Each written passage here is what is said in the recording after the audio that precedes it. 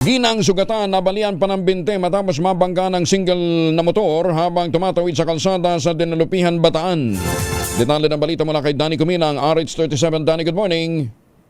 Sugatan ng isang ginang na tumatawid sa karsada matapos mabangga ito ng isang motorsiklo sa kaba ng Olongapo-Gapan Road sa tapat ng Barangay Kulo, Dinalupihan, Bataan, dakong alas 11 ng umaga kahapon. Kinilala ang biktima na si Mary Ann de Los Angeles, 44 anyos, residente ng Barreto, Olongapo City. Samantala, ang sangkot na motorsiklo ay isang Rossi 125 na minamaneho naman ito ng isang 18 anyos na lalaki na residente ng Barangay San Benito, Dinalupihan, Bataan.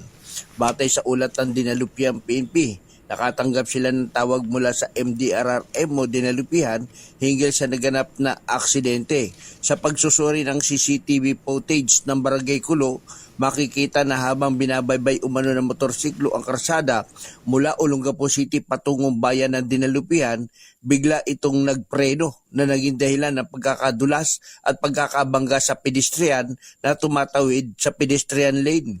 Dahil sa insidente, nagtamo ng mga sugat sa katawan at 20 ang biktima, samantalang hindi naman nasaktan ang driver ng motorsiklo, ngunit nagkaroon ito ng hindi matukoy na pinsala sa kanyang sasakyan.